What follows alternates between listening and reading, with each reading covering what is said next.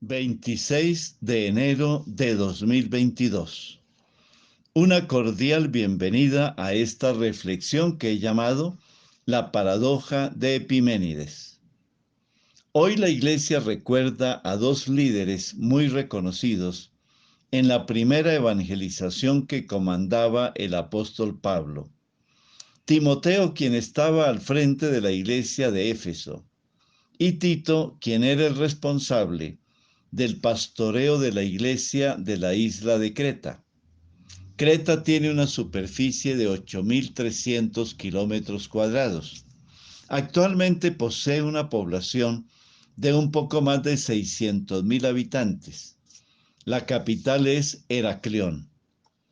Pablo encomendó a Tito y a Timoteo una tarea muy concreta: animar, coordinar y organizar las primeras comunidades cristianas, educar en la sana doctrina, custodiar intacto el depósito de la fe y hacer frente a la propaganda de ideas y propuestas malsanas de algunas personas que se presentaban como maestras, pero eran embaucadoras, charlatanas, indisciplinadas, que revolvían todo en los hogares, enseñando lo que no debían, llevadas por el torpe deseo de la ganancia. En este contexto, Pablo cita a uno de los propios profetas, entre comillas, de la isla de Creta, el legendario filósofo y poeta Epiménides del siglo VI a.C., cuando afirma que todos los cretenses son unos mentirosos. El filósofo escribió esta frase en un momento de ira, porque el pueblo cretense no creía en la inmortalidad de Zeus. Por eso se quejó ante su Dios diciendo: hicieron una tumba para ti, oh sagrado y alto. Los cretenses, siempre mentirosos, bestias malvadas, vientres ociosos. Pero tú no estás muerto, vives y permaneces por siempre, porque en ti vivimos y nos movemos y tenemos nuestro ser. Como podemos observar, Pablo, quien conocía muy bien el pensamiento de Epiménides, utiliza la expresión del filósofo para reafirmar su posición sobre algunos que se hacían pasar por maestros, pero eran unos mentirosos. Mas también en el discurso que pronunció en Atenas frente al monumento al Dios desconocido, Pablo empleó el último verso de esta estrofa para afirmar que ese Dios desconocido era el Padre Dios en que vivimos, nos movemos y existimos. La paradoja de Epiménides consistía en llamar mentirosos a todos los habitantes de la isla de Creta, siendo él mismo un cretense. Para Epiménides, la gran mentira de los cretenses fue haber negado la inmortalidad de Zeus. Por eso sus críticos decían: siendo Epiménides un cretense y siendo los cretenses unos mentirosos, ¿estará diciendo el filósofo la verdad? ¿No será también él un mentiroso? El apóstol Pablo, al salir de la cárcel en Roma, se dirigió a esa isla de Creta, donde estuvo dedicado a la evangelización durante un tiempo relativamente breve. Como tenía que desplazarse a otras regiones a formar comunidades cristianas, dejó a Tito, de origen griego, quien había sido convertido a la fe en Jesucristo por el mismo Pablo, como responsable del acompañamiento de las comunidades cretenses. En la carta a Tito, Pablo lo llama verdadero hijo en la fe común.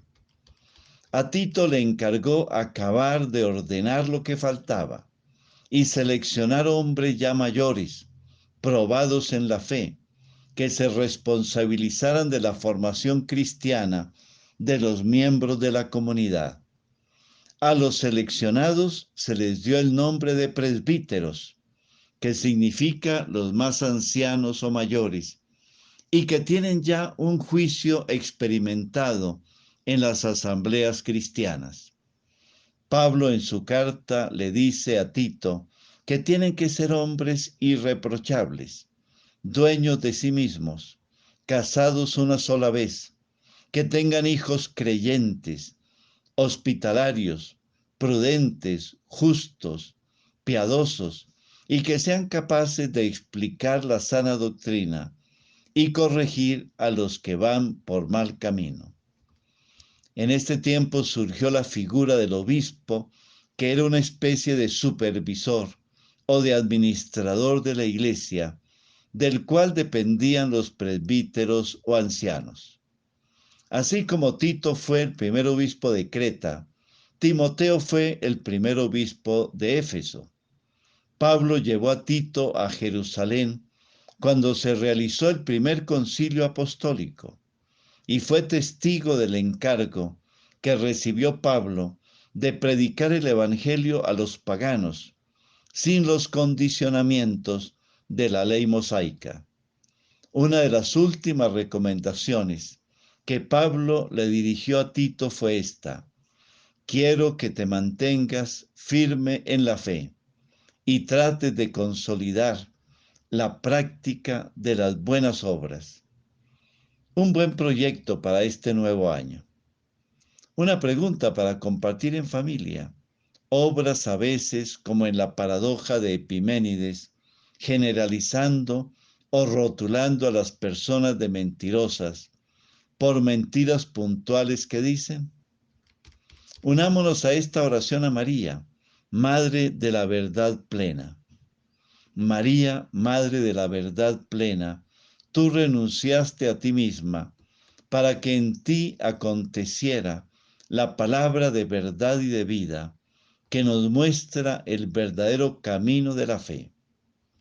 Cuando aquella santa mujer le gritó a Jesús: dichoso el vientre que te llevó y los pechos que te alimentaron, tu Hijo amado le enseñó con claridad: dichosos más bien los que oyen la palabra de Dios y la guardan.